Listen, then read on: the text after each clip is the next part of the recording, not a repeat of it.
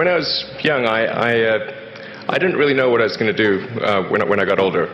People kept asking me, but then eventually I thought that the idea of inventing things would be really cool.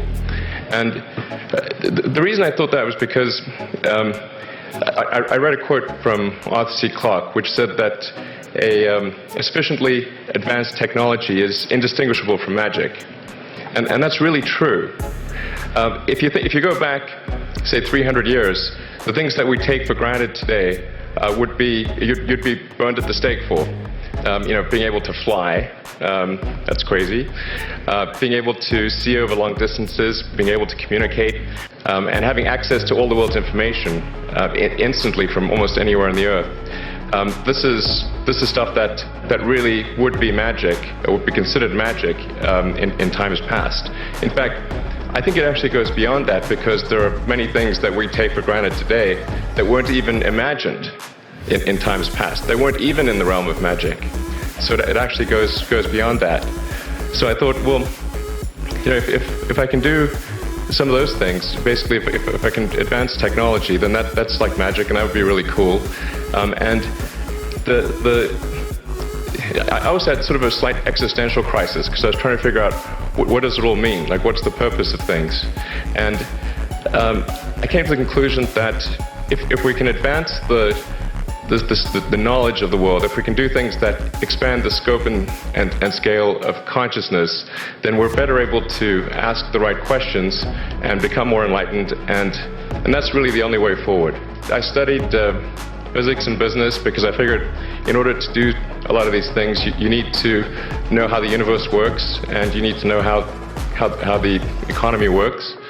And you also need to be able to bring a lot of people together to work with you to create something, because it's very difficult to do something as an individual if it's a significant technology. I'll tell you what it is that you need to do to be successful. The issue of how to raise IQ, man, that's a killer. No one knows how to do it.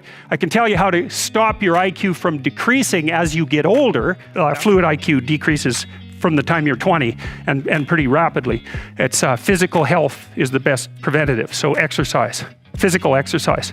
Weirdly enough, you'd think, well, why? Well, your brain uses oxygen like mad, right? And it needs to be kept clean and well oxygenated. And physical exercise, anaerobic and aerobic exercise, both seem to be very, very effective at staving off cognitive declines across the lifespan. The next best predictor of lifetime success is conscientiousness. Well, and of the two aspects of conscientiousness, say orderliness and industriousness, the better predictor is industriousness. So the question is, well, what can you do about your industriousness?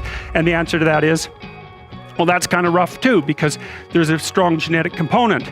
But you can work on micro habits with regards to your conscientiousness. I think the best thing you can do with regards to your conscientiousness is to set up some aims for yourself, goals that you actually value. It helps you do a situational analysis of your life more than a psychological analysis, I would say. And so the questions are something like, well, all right, you're going to have to put some effort into your life, and you need to be motivated to do that.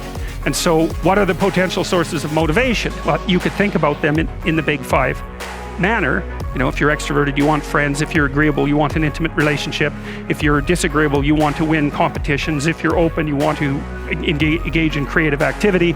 If you're high neuroticism, you want security. Okay, so those are all sources of potential motivation that you could draw on, that you could tailor to your own, your own personality. But then there are dimensions that you want to consider your life across. And so we ask people about, well, if you could have your life the way you wanted it in 3 to 5 years, if you were taking care of yourself properly, what would you want from your friendships? What would you want from your intimate relationship? How would you like to structure your family? What do you want for your career? Well, how are you going to use your time outside of your job? And how are you going to regulate mental and physical health, and maybe also your drug and alcohol use? Because that's a good place to auger down, because alcoholism, for example, wipes out, 5 to 10% of people. So you want to keep that under control.